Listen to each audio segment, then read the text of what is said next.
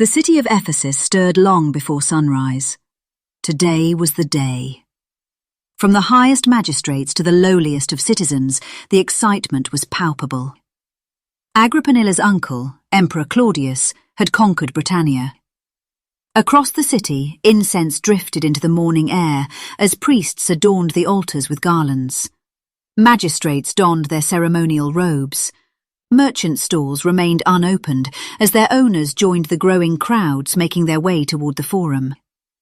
Across the province of Asia, through Syria and into Egypt, thanksgiving would be offered to the immortal gods for Rome's great victory. Standing beside her husband, the governor Gaius Sallustius Passienus Crispus, and holding her son, Lucius Domitius, by the hand, Agrippinilla prepared to do her part in the great ritual by which Rome transformed current events into historical memory. Dressed in her finest stola and her most beautiful jewels, Agrippinilla followed her husband out the door of the governor's palace and into the city's forum. Taking her place in the background, she watched as her husband, resplendent in his senatorial toga, took his seat on a single marble bench and officially opened the ceremonies. One after another, the city's highest magistrates stepped forward to make their obeisance to Rome through their formal greetings to Passienus. As the sun beat down on them, Agrippinilla placed a restraining hand on her son, a quiet reminder to the bored and fidgety 6-year-old boy that public duty always outweighed personal wishes. Following the city magistrates came the neighbouring kings, satraps, and representatives from Judea's house of Herod, each bowing low before the office of Passienus. Their greetings complete, the pontiffs then emerged, leading a procession of victimae toward the forum altars. The animals were flawless, Agrippinilla conceded, free of blemish, their horns and hooves gilded in gold as they walked docilely upon their leashes, no doubt fed drugged fodder beforehand to assure compliance. Each sacrifice, the bull for Jupiter, the sheep for Mars, and the pigs for Ceres, approached the altars with a calmness that would assure the watching crowds that the gods would smile on the city's offerings. As the sacrificial blood flowed, the achievements of Roman Emperor Claudius were proclaimed. Rejoice! By the favour of the immortal gods, Emperor Tiberius Claudius Caesar Augustus Germanicus has carried the majesty of Rome beyond Oceanus itself. Britannia has bowed before the might of Rome. 11 kings have cast themselves at the feet of Caesar. The savage tribes have been broken, and another land has been added to the dominion of Rome.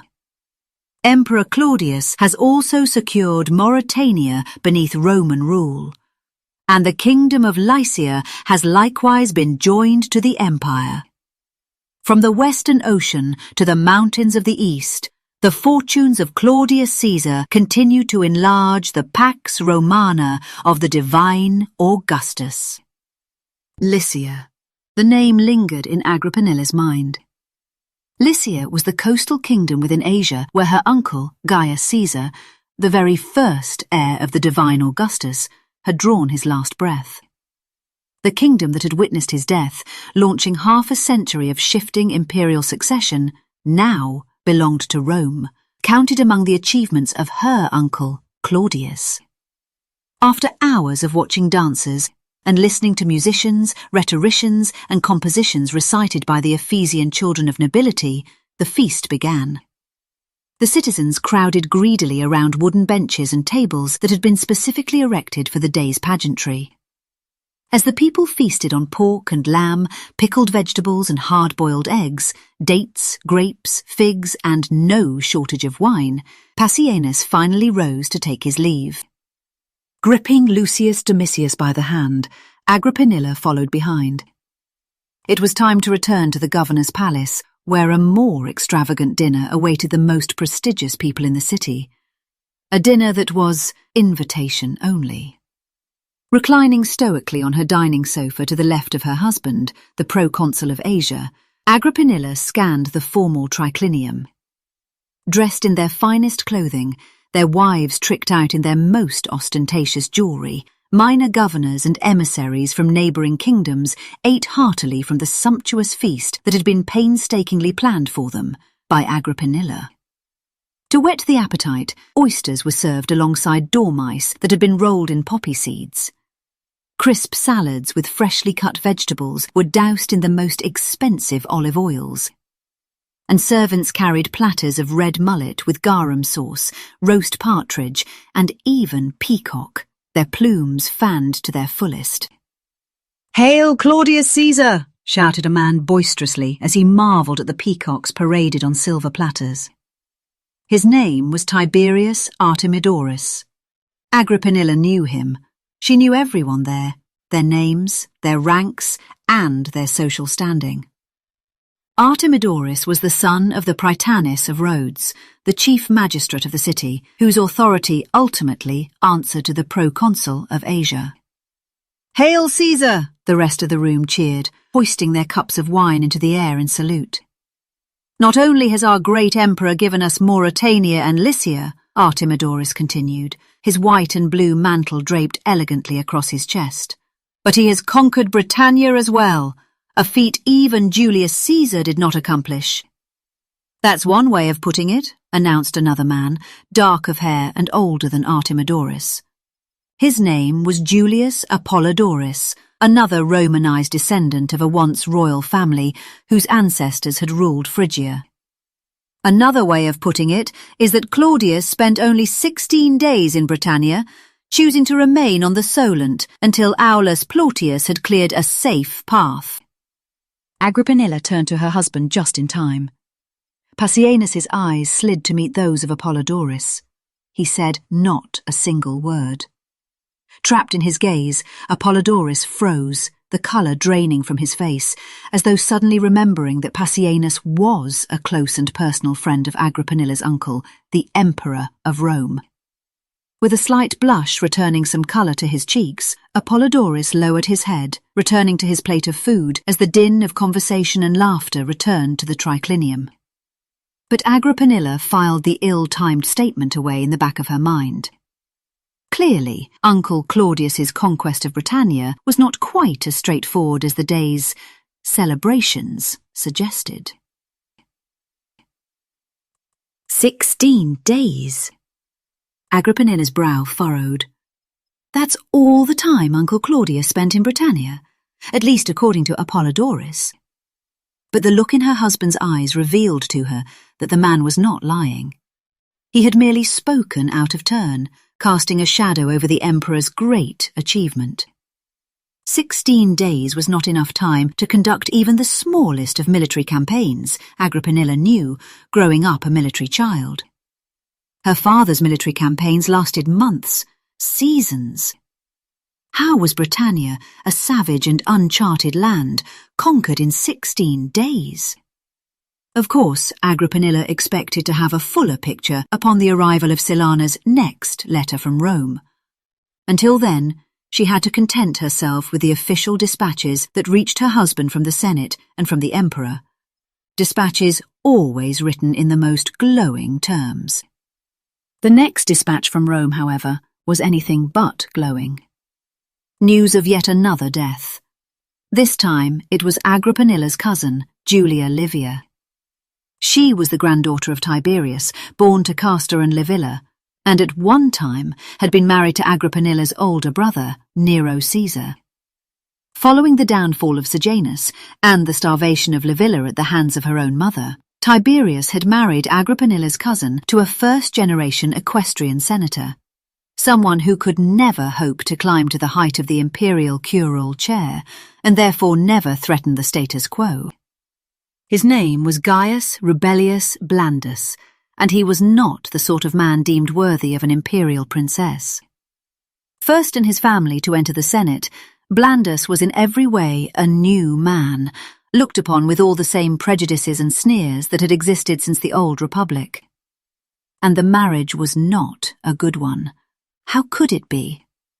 While Agrippinilla learned to navigate marriage to Enobarbus, a man descended from Antonius and Octavia, Livia endured marriage to a man she far outranked, a thing that did not please Roman men of any status.